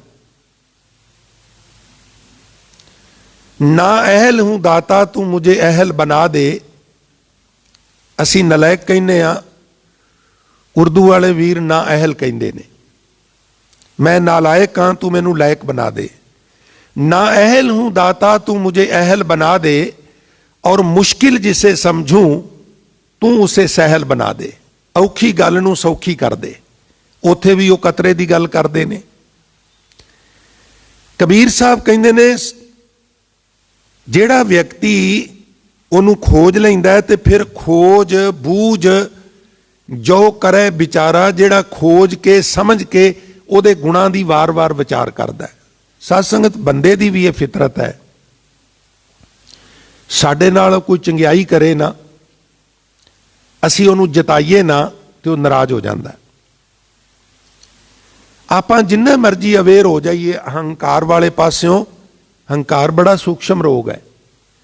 ਅਸੀਂ ਕਿਸੇ ਨਾਲ ਕੋਈ ਨੇਕੀ ਕਰੀਏ, ਕੋਈ ਭਲਾ ਕਰੀਏ ਤੇ ਫਿਰ ਸਾਡੇ ਕੰਨ ਤਰਸਦੇ ਨੇ ਵੀ ਉਹ ਕਦੋਂ ਸਾਡਾ ਧੰਨਵਾਦ ਕਰੇ, ਕਦੋਂ ਥੈਂਕਸ ਕਰੇ, ਕਦੋਂ ਸਾਡੀ ਵਡਿਆਈ ਕਰੇ। ਤਾਂ ਕੋਈ ਹਰਜ ਵੀ ਨਹੀਂ, ਜਿਨ ਚੰਗਾ ਕੀਤਾ ਹੈ ਉਹਦੀ ਵਡਿਆਈ ਕਰਨੀ ਚਾਹੀਦੀ ਹੈ। ਪਰਮਾਤਮਾ ਦੀ ਵੀ ਸਾਨੂੰ ਵਡਿਆਈ ਕਰਨੀ ਚਾਹੀਦੀ ਹੈ ਕਿ ਕਵਨ ਮੂਲ ਤੇ ਕਵਨ ਦ੍ਰਿਸ਼ਟਾਨੀ। ਪਾਣੀ ਦਾ ਕਤਰਾ ਕਿੱਡਾ ਸੋਹਣਾ ਆਦਮ ਕੱਦ ਬਣਾ ਦਿੱਤਾ, ਕਿੱਡੀ ਸੋਹਣੀ ਸੂਰਤ ਮੂਰਤ ਬਣਾ ਦਿੱਤੀ। ਇੱਕ ਵੀ ਮਨੁੱਖ ਇਸ ਤਰ੍ਹਾਂ ਦਾ ਨਹੀਂ ਰੂਹੇ ਜ਼ਮੀਨ ਤੇ ਜਿਹੜਾ ਆਦਮ ਕੱਦ ਸ਼ੀਸ਼ੇ ਦੇ ਸਾਹਮਣੇ ਖੜਾ ਹੋ ਕੇ ਆਪਣੇ ਆਪ ਨੂੰ ਵੇਖ ਕੇ ਇਹ ਮਹਿਸੂਸ ਨਾ ਕਰਦਾ ਹੋਵੇ ਵੀ ਆਹ ਹਾ ਮੈਂ ਕਿਤਨਾ ਸੁੰਦਰ ਹਾਂ। ਹਰ ਇੱਕ ਨੂੰ ਲੱਗਦਾ ਮੈਂ ਸੁੰਦਰ ਹਾਂ, ਪਰ ਇਹ ਸੁੰਦਰਤਾ ਇੱਕ ਪਾਣੀ ਦੇ ਕਤਰੇ ਤੋਂ ਵਾਹਿਗੁਰੂ ਨੇ ਬਣਾਈ। ਉਹਦੀ ਵਿਚਾਰ ਕਰਿਆ ਕਰ, ਪਰਤ ਪਰਤ ਕੇ ਗੁਣਾਂ ਨੂੰ ਸੁਰਤ ਵਿੱਚ ਲਿਆ ਕੇ ਵਿਚਾਰਿਆ ਕਰ, ਸ਼ੁਕਰਾਨਾ ਕਰਿਆ ਕਰ। ਦੂਜੇ ਸ਼ਬਦਾਂ 'ਚ ਇੰਜ ਕਹਿ ਲਓ, ਜਿਨ ਤੂੰ ਸਾਜ ਸਵਾਰ ਸ਼ਿੰਗਾਰਿਆ, ਜਿਨੇ ਤੈਨੂੰ ਸਾਜਿਆ ਫਿਰ ਸਵਾਰਿਆ ਤੇ ਫਿਰ ਸ਼ਿੰਗਾਰਿਆ। ਤਿੰਨ ਗੱਲਾਂ ਨੇ। ਕਈਆਂ ਨੂੰ ਸਾਜਿਆ ਹੀ ਕੋਈ ਨਹੀਂਗਾ, ਰੂਹਾਂ ਭਟਕਦੀਆਂ ਨੇ। ਕਈਆਂ ਨੂੰ ਸਾਜਿਆ ਤੇ ਫਿਰ ਸਵਾਰਿਆ, ਤੇ ਸਾਧ ਸੰਗਤ ਕਈਆਂ ਨੂੰ ਸਵਾਰ ਕੇ ਨਾ ਫਿਰ ਬਰੀਕੀ ਨਾਲ ਸ਼ਿੰਗਾਰਿਆ ਵੀ। ਮੈਂ ਕਈ ਵਾਰ ਯੂਸਫ ਦਾ ਜ਼ਿਕਰ ਕਰਨਾ ਹੁੰਦਾ। ਜਿਸ ਤਰ੍ਹਾਂ ਅੱਜ ਕੱਲ੍ਹ ਲੜਕੀਆਂ ਦੇ ਮੁਕਾਬਲੇ ਹੁੰਦੇ ਨੇ ਨਾ ਸੁੰਦਰਤਾ ਨੂੰ ਲੈ ਕੇ, ਕਿਸੇ ਜ਼ਮਾਨੇ ਲੜਕਿਆਂ ਦੇ ਵੀ ਮੁਕਾਬਲੇ ਹੁੰਦੇ ਸਨ। ਔਰ ਉਹਨਾਂ ਜ਼ਮਾਨਿਆਂ ਦੇ ਵਿੱਚ ਸਭ ਤੋਂ ਸੁੰਦਰ ਵਿਅਕਤੀ ਦਾ ਨਾਮ ਦਾ ਜ਼ਿਕਰ ਹੈ, ਉਹਦਾ ਨਾਮ ਸੀ ਯੂਸਫ। ਯੂਸਫ ਬੜੀ ਦੂਰੋਂ ਦੂਰੋਂ ਲੋਕ ਵੇਖਣ ਆਉਂਦੇ ਸਨ। ਐਸੀ ਸੋਹਣੀ ਮੂਰਤ ਨਿਰੰਕਾਰ ਨੇ ਘੜੀ ਸੀ। ਔਰ ਜਿਹੜੇ ਵੇਖਣ ਆਉਂਦੇ ਸਨ ਨਾ, ਕਿਸੇ ਨੇ 2 ਕਿਲੋ ਬਦਾਮ ਚੱਕੀ ਲਿਆਉਣੇ, ਕਿਸੇ ਨੇ ਅਖਰੋਟ ਲੈ ਆਉਣੇ, ਕਿਸੇ ਨੇ ਮੇਵੇ, ਕੋਈ ਸੇਬ ਲਿਆ ਰਿਹਾ ਬਈ ਐਡਾ ਸੋਹਣਾ ਲੜਕਾ ਹੈ ਭਾਈ, ਇਹ ਹੋਰ ਰਿਸ਼ਟ ਪੁਸ਼ਟ ਰਵੇ, ਤੰਦਰੁਸਤ ਰਵੇ, ਲੋਕ ਹੋਰ ਇਹਨੂੰ ਵੇਖ ਵੇਖ ਕੇ ਆਨੰਦ ਲੈਣ। ਔਰ ਜਿਹੜੇ ਕਜਨ ਸਨ ਨਾ, ਉਹਨਾਂ ਨੂੰ ਈਰਖਾ ਹੋ ਗਈ ਬਈ ਇਹਨੂੰ ਤੇ ਲੋਕੀ ਵੇਖਣ ਆਉਂਦੇ ਨੇ, ਇਹਨਾਂ ਦਾ ਤੇ ਪਦਾਰਥਾਂ ਨਾਲ ਘਰ ਭਰ ਦਿੱਤਾ ਸਿਰਫ ਇਸ ਕਰਕੇ ਵੀ ਇਹ ਸੋਹਣਾ ਬੜਾ ਹੈ। ਉਹਨਾਂ ਨੇ ਉਹਨੂੰ ਕਿਡਨੈਪ ਕਰਕੇ ਤੇ ਦੂਰ ਜੰਗਲ 'ਚ ਸੁੱਟ ਕੇ ਆ ਗਏ ਬੰਨ ਕੇ। ਜਦੋਂ ਕਲਗੀਆਂ ਵਾਲੇ ਦੀ ਤਾਰੀਫ ਕਰਦਾ ਨਾ ਅੱਲਾ ਯਾਰ ਖਾਂ ਜੋਗੀ, ਉਦੋਂ ਉਹ ਯਕੂਬ ਦਾ ਤੇ ਯੂਸਫ ਦਾ ਜ਼ਿਕਰ ਕਰਦਾ। ਕਿਆ ਬਾਤ ਹੈ। ਯੂਸਫ ਪੁੱਤਰ ਹੈ ਤੇ ਯਾਕੂਬ ਉਹਦਾ ਪਿਤਾ ਹੈ। ਉਦੋਂ ਕਹਿੰਦਾ ਕਲਗੀਆਂ ਵਾਲਿਆ ਤੇਰੇ ਤੇ ਸਾਹਮਣੇ ਤੇਰੇ ਬੱਚੇ ਸ਼ਹੀਦ ਹੋ ਗਏ, ਤੂੰ ਜਕਾਰੇ ਛੱਡੇ। ਯੂਸਫ ਤੇ ਯਾਕੂਬ ਨਾਲੋਂ ਵਿਛੜਿਆ ਸੀ ਤੇ ਜ਼ਾਰ ਜ਼ਾਰ ਰੋਇਆ। ਉਹ ਲਿਖਦਾ याकूब को यूसुफ के बिछड़ने ने रुलाया, साबर ऐसा कम रसूलों में है आया। तेरे वर्गा पैगंबर दुनिया के उत्ते बहुत घट आया है। इन्हां दिनां विच ही शहादतां दा दौर चलना है ना साध संगत। साहिबजादियां दीयां शहादतां, लखते जिगर सिंघां दीयां शहादतां। मैं गल कर रहा सां साज सवार ते शंगारिया। कुछ लोगों नूं साडे वर्गियां नूं वो साज दिंदा है, सवारदा कोई नहीं गा। और कुछ लोगों नूं सवारदा है पर शंगारदा कोई नहीं, पर टावियां टावियां नूं शंगारदा भी है, अति सुंदर बना के भेजदा है। जे तेनू उन साजिया भी है, जे तेनू उन्हें सवारिया भी है और फिर श्रृंगार भी दिता है, तू दूजिया नालों थोड़ा जिहा हट के है, तां भी तेनू उहदा शुकराना करना चाहिए। नहीं तो साध संगत जी, संसार विच बच्चे जमांदरू विचारे कई बार हीणे हुंदे ने, की कर लैंदे ने किसे दा, रब ना करे कई बच्चे जमांदरू बोले हुंदे ने। कुछ जमांदरू साध संगत एक शब्द मैं वरतन लगा, खिमा करना, अन्ने हुंदे ने। नेत्रहीन शब्द असीं वरतने आ, पर नेत्र ते हुंदे ने, नेत्रां च ज्योति नहीं हुंदी, नेत्र ते हुंदे ने, अन्ने हुंदे ने, लूले हुंदे ने और लंगड़े हुंदे ने। कई बार दिमागी तौर पर बंदा जिहड़ा है वो अपाहिज हुंदा है, दिमाग नहीं काम करता, तो कह दिए जी ये पागल है, वो कहते नहीं जी ये पागल नहीं। हुण कौन समझाए प्यारिओ, पागलों दीयां कई किस्मां ने, कोई 100% पागल हुंदा है, कोई 90, 80, कोई 50% हुंदा है। हुण 50 वाले नूं असीं कहने नहीं ये उंज थोड़ा जिहा सिद्धड़ा है, उंज ते ठीक है, उंज थोड़ा जिहा सुधार है, तो ये नहीं असीं कहंदे भी 50% पागल है, हाफ माइंड है। इस तरह के लोग भी पैदा होंदे ने, वो किसी का की विगाड़ लेंदे ने।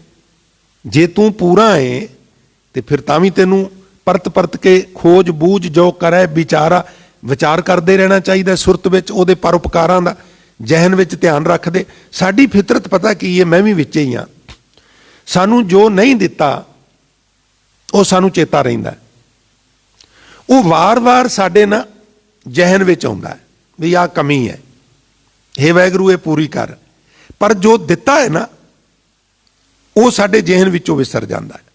असी आम तौर पर जो दिता है वह शुकराना करना भुल जाते हैं, जो नहीं दिता वही शिकायत साडे लबां दे उत्ते आ जाती है। बड़ी वड्डी विडंबना है। जो नहीं दिता वो बारे अरदास करन च कोई हर्ज नहीं, पर बचपन दे विच चले जाइए महाराज दे अगे खड़े होके, और कित्थों यात्रा शुरू की, कित्थे कित्थे अड़िके लगे, दिक्कतां आईयां, किवें किवें तरले तेरे चरनां च लैंदे रहे, किवें किवें उबड़ खुबड़े रस्तियां दे विचों दी लंघ के फिर असीं गोल गोल घुम के जिथों तक पहुंचे हाँ, ਉਹਦੇ ਵਿੱਚ ਕਿੱਥੇ ਕਿੱਥੇ ਤੂੰ ਕੀ ਕਿਰਪਾ ਕੀਤੀ, ਮਦਦ ਕੀਤੀ, ਉਹ ਸਾਰੀ ਪੰਛੀ ਝਾਤ ਮਾਰ ਕੇ ਉਹਦਾ ਸ਼ੁਕਰਾਨਾ ਕਰਕੇ ਫਿਰ ਜਿਹੜੀ ਵਸਤੂ ਨਹੀਂ ਉਹਦਾ ਵੀ ਜ਼ਿਕਰ ਕਰ ਦਈਏ। ਇੰਨੀਆਂ ਰਹਿਮਤਾਂ ਕੀਤੀਆਂ, ਇੱਕ ਰਹਿਮਤ ਹੋਰ ਕਰ ਦੇ। ਕਿਸੇ ਬੰਦੇ ਨੇ 4 ਕੰਮ ਸਵਾਰੇ ਹੋਣ, 5 ਸਵਾਰੇ ਹੋਣ, ਇੱਕ ਕੰਮ ਨੂੰ ਕਹੀਏ ਤੇਰੀ ਸਰਕਾਰੇ ਦਰਬਾਰੇ ਚੱਲਦੀ ਹੈ, ਮੇਰਾ ਕੰਮ ਕਰਾ ਦੇ, ਤੇ ਉਹਨੂੰ ਇਹ ਵੀ ਕਹਿਣਾ ਚਾਹੀਦਾ ਵੀ ਫਲਾਣੇ ਟਾਈਮ ਤੇ ਬੱਚੇ ਦਾ ਬਰਥ ਸਰਟੀਫਿਕੇਟ ਨਹੀਂ ਸੀ ਬਣਦਾ, ਤੁਸੀਂ ਹੈਲਪ ਕੀਤੀ ਸੀ ਤੇ ਉਹ ਬਰਥ ਸਰਟੀਫਿਕੇਟ ਬਣ ਗਿਆ ਸੀ। ਫਲਾਣੇ ਟਾਈਮ ਤੇ ਫਲਾਣਾ ਡਾਕੂਮੈਂਟ ਚਾਹੀਦਾ ਸੀ, ਤੁਸੀਂ ਸਹਾਇਤਾ ਕੀਤੀ ਸੀ, ਤੇ ਪਹਿਲਾਂ ਵੀ ਤੁਸੀਂ ਬੜੀ ਵਾਰ ਹੈਲਪ ਕੀਤੀ ਹੈ, ਤੁਸੀਂ ਬੜੇ ਹੈਲਪਫੁਲ ਹੋ, ਤੇ ਆ ਇੱਕ ਹੋਰ ਕੰਮ ਆਣ ਪਿਆ ਤੇ ਤੁਸੀਂ ਕਿਰਪਾ ਕਰੋ ਇਹਦੇ ਵਿੱਚ ਸਹਾਇਤਾ ਕਰੋ। ਉਹਨੂੰ ਥੋੜਾ ਜਿਹਾ ਚੰਗਾ ਲੱਗਦਾ। ਤੇ ਜੇ ਤੁਸੀਂ ਪਹਿਲਿਆਂ ਬਾਰੇ ਕੋਈ ਵੀ ਕੰਮ ਤੇ ਮੇਰੇ ਵੈਸੇ ਹੀ ਹੋਏ ਪਏ ਸਨ, ਉਹ ਤਾਂ ਮੈਂ ਵੈਸੇ ਹੀ ਕਿਹਾ ਵੀ ਚਲੋ ਤੁਹਾਨੂੰ ਵੀ ਕਹਿ ਦਿੰਦੇ ਆ, ਤੇ ਫਿਰ ਕਿੱਦਾਂ ਗੱਲ ਬਣੇਗੀ ਜੀ। ਅਸੀਂ ਇਦਾਂ ਹੀ ਕਰਨੇ ਆ ਨਾ ਗੁਰੂ ਨਾਲ। ਜਿਹੜਾ ਹੋ ਜਾਂਦਾ ਹੈ ਉਹਦਾ ਅਸੀਂ ਕਦੀ ਜ਼ਿਕਰ ਨਹੀਂ ਕਰਦੇ, ਕਦੀ ਜਤਾਉਂਦੇ ਨਹੀਂ ਵੀ ਇਹ ਤੇਰੀ ਕਿਰਪਾ ਨਾਲ ਹੋਇਆ, ਤੇ ਜਿਹੜਾ ਨਹੀਂ ਹੁੰਦਾ ਉਹਨੂੰ ਰੋਜ਼ ਲੈ ਕੇ ਬੈਠ ਜਾਂਦੇ ਆ। ਮੈਂ ਤਾਂ ਅਰਜ਼ ਕਰ ਰਿਹਾ ਵੀ ਅੱਜ ਉਚੇਚੇ ਤੌਰ ਤੇ ਜੋ ਕਰੇ ਵਿਚਾਰਾ ਪਰਤ ਪਰਤ ਕੇ ਪਰਉਪਕਾਰਾਂ ਨੂੰ ਸੁਰਤ ਵਿੱਚ ਲਿਆ, ਤੇ ਕਿਆ ਕਰ ਕਵਨ ਮੂਲ ਤੇ ਕਵਨ ਦ੍ਰਿਸ਼ਟਾਨੀ, ਜਿਨ ਤੂੰ ਸਾਜ ਸਵਾਰ ਸ਼ਿੰਗਾਰਿਆ, ਗਰਭ ਅਗਨ ਮੈਂ ਜਿਨ ਹੈ ਉਭਾਰਿਆ। ਮਾਂ ਦੇ ਗਰਭ ਵਿੱਚ ਜਿਨੇ ਤੈਨੂੰ ਜਠਰ ਅਗਨੀ ਚੋਂ ਬਚਾਇਆ। ਸਾਧ-ਸੰਗਤ ਕਈ ਤਰ੍ਹਾਂ ਦੀਆਂ ਅਗਨੀਆਂ ਨੇ ਨਾ, ਜਿਹੜੀ ਪੇਟ ਦੀ ਅਗਨੀ ਹੈ ਉਹਨੂੰ ਵਿਦਵਾਨਾਂ ਨੇ ਜਠਰਾਗਣੀ ਕਿਹਾ, ਇਕੱਠਾ ਜਠਰਾਗਣੀ ਕਹਿ ਦਿੰਦੇ ਨੇ, ਜਠਰ ਅਗਨੀ। ਜਿਹੜੀ ਸਾਡੇ ਪੇਟ ਵਿੱਚ ਭੋਜਨ ਨੂੰ ਪਚਾਉਣ ਵਿੱਚ ਸਾਡੀ ਮਦਦ ਕਰਦੀ ਹੈ। ਉਸੇ ਪੇਟ ਵਿੱਚ ਭੋਜਨ ਹੈ, ਉਸ ਅਗਨੀ ਨਾਲ ਪਚਦਾ ਹੈ, ਉਸੇ ਪੇਟ ਵਿੱਚ ਹੀ ਭਰੂਣ ਹੁੰਦਾ ਹੈ। ਪਰ ਵਾਹਿਗੁਰੂ ਦੀ ਬਖਸ਼ਿਸ਼ ਵੇਖੋ, ਉਸ ਭਰੂਣ ਨੂੰ ਸੇਕ ਨਹੀਂ ਲੱਗਣ ਦਿੰਦਾ। ਮਾਤ ਗਰਭ ਮੈਂ ਆਪਨ ਸਿਮਰਨ ਦੇ, ਤੈਂ ਤੁਮ ਰਾਖਣ ਹਾਰੇ। ਮਾਤਾ ਦੇ ਗਰਭ ਵਿੱਚ ਤੁਸੀਂ ਆਪਣੀ ਯਾਦ ਦੀ ਬਰਕਤ ਨਾਲ ਬੱਚੇ ਨੂੰ ਉੱਥੇ ਸੇਕ ਨਹੀਂ ਲੱਗਣ ਦਿੰਦੇ। ਇਸ ਲਈ ਹੁਣ ਪਾਵਕ ਸਾਗਰ ਅਥਾ ਲਹਿਰ ਮੈਂ ਤਾਰੋ ਤਾਰਨ ਹਾਰੇ। ਹੁਣ ਵੀ ਇੱਥੇ ਅੱਗ ਹੈ, ਪਾਣੀ ਪਾਵਕ ਤਿਨ ਹੈ ਕੀਆ। ਇੱਥੇ ਵੀ ਕਈ ਤਰ੍ਹਾਂ ਦੀ ਪਾਵਕ ਹੈ ਪਾਣੀ ਦੀ ਥਾਂ ਤੇ।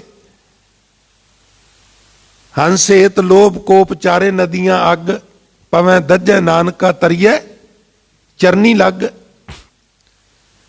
ਇੱਥੇ ਵੀ ਈਰਖਾ ਦੀ ਅੱਗ ਹੈ, ਤ੍ਰਿਸ਼ਨਾ ਦੀ ਅੱਗ ਹੈ, ਕ੍ਰੋਧ ਦੀ ਅੱਗ ਹੈ, ਕਈ ਕਿਸਮ ਦੀਆਂ ਅੱਗਾਂ ਨੇ।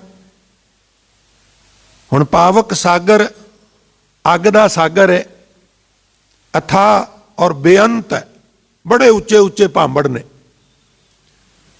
ਤਾਰੋ ਤਾਰਨ ਹਾਰੇ ਮਾਧੋ ਤੂੰ ਠਾਕੁਰ ਸਿਰ ਮੋਰਾ, ਇਹਾਂ ਉਹਾਂ ਤੁਹਾਰੋ ਤੋਰਾ।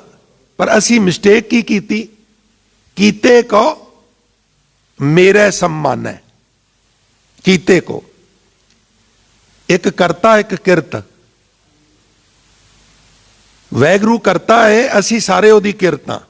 ਇਹ ਪਦਾਰਥ, ਮਾਇਆ, ਪਹਾੜ, ਨਦੀਆਂ, ਨਾਲੇ, ਜ਼ਮੀਨ, ਅਸਮਾਨ, ਤਾਰੇ, ਸੂਰਜ, ਚੰਦਰਮਾ, ਸਭ ਕੁਝ ਜੋ ਵੀ ਦਿਸਦਾ ਇਹ ਉਹਦੀ ਕਿਰਤ ਹੈ। ਅਸੀਂ ਉਹਦੀ ਤੇਰੀ ਕਿਰਤ ਨੂੰ ਤੇ ਸਮੇਰ ਪਰਬਤ ਵਾਂਗੂ ਵੱਡੀ ਸਮਝ ਲਿਆ। ਕੀਤੇ ਕੋ ਮੇਰਾ सम्मान ਹੈ। ਹੁਣ ਮੇਰਾ ਕੀ ਹੈ? ਮੰਮੇ ਨੂੰ ਲਾ ਰਾਰੇ ਨੂੰ ਦਲਾਵਾਂ। ਮੇਰੇ ਤੋਂ ਮੀਨਸ ਸੁਮੇਰ। ਸਮੇਰ ਕਿਉਂ ਨਹੀਂ ਲਿਖਿਆ? ਮੇਰਾ ਕਿਉਂ ਲਿਖ ਦਿੱਤਾ? ਤੁਹਾਡਾ ਸਿਰਫ 30 ਸੈਕਿੰਡ ਜਾਏ ਹੋਣਗੇ, ਮੈਂ ਬੇਨਤੀ ਕਰਦੇ ਹਾਂ। ਜਦੋਂ ਮਹਾਰਾਜ ਕਹਿੰਦੇ ਨੇ ਮੁੰਦਾ ਸੰਤੋਖ ਸ਼ਰਮ ਪਤ ਝੋਲੀ, ਤੇ ਉਹ ਸ਼ਰਮ ਦੇ ਅਰਥ ਕੀ ਨੇ? ਉਹਨੂੰ ਸ਼ਰਮ ਨਹੀਂ ਪੜਨਾ, ਹਯਾ ਦੀ ਸੈਂਸ ਵਿੱਚ ਨਹੀਂ ਪੜਨਾ। ਅਸਲ ਗੱਲ ਹੈ ਪ੍ਰੀਸ਼ਰਮ।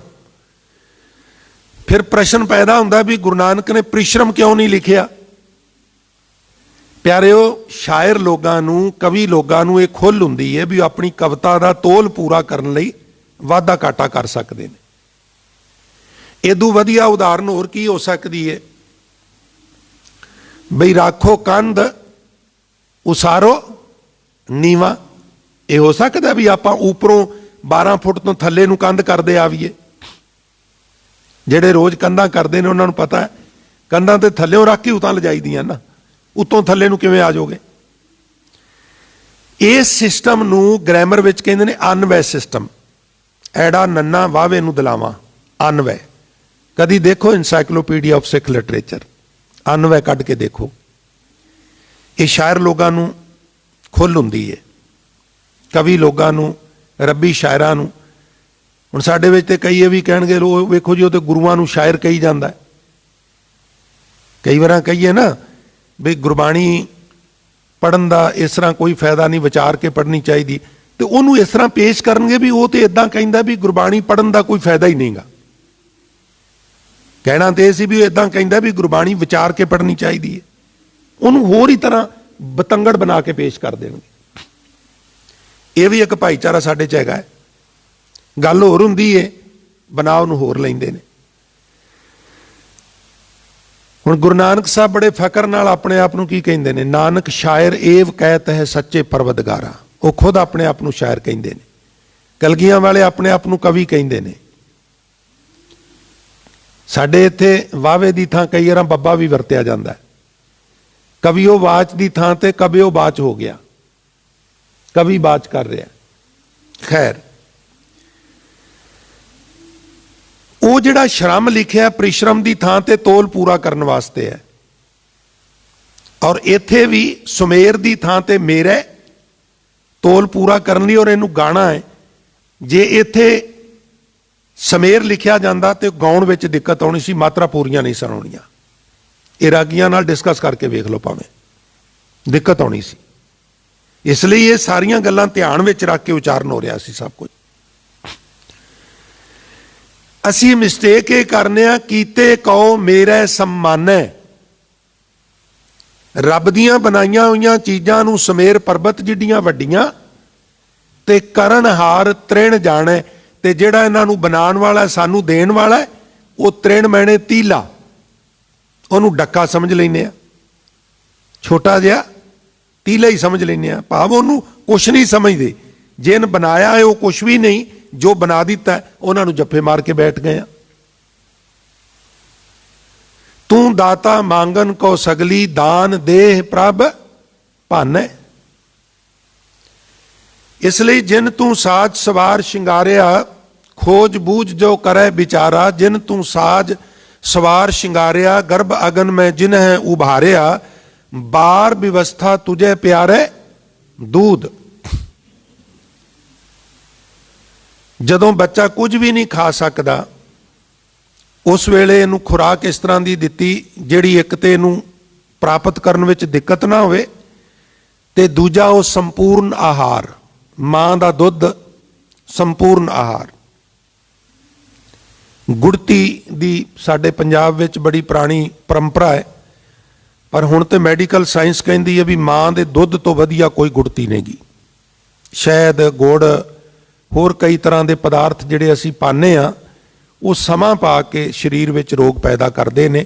ਤਾਂ ਸਭ ਤੋਂ ਵਧੀਆ ਉਹਦੇ ਵਾਸਤੇ ਜਿਹੜੀ ਸਭ ਤੋਂ ਪਹਿਲੀ ਖੁਰਾਕ ਹੈ, ਉਹ ਮਾਂ ਦਾ ਸਭ ਤੋਂ ਪਹਿਲਾ ਦੁੱਧ ਹੈ। ਉਹਨੂੰ ਵੀ ਵੇਸਟ ਨਹੀਂ ਕਰਨਾ ਚਾਹੀਦਾ।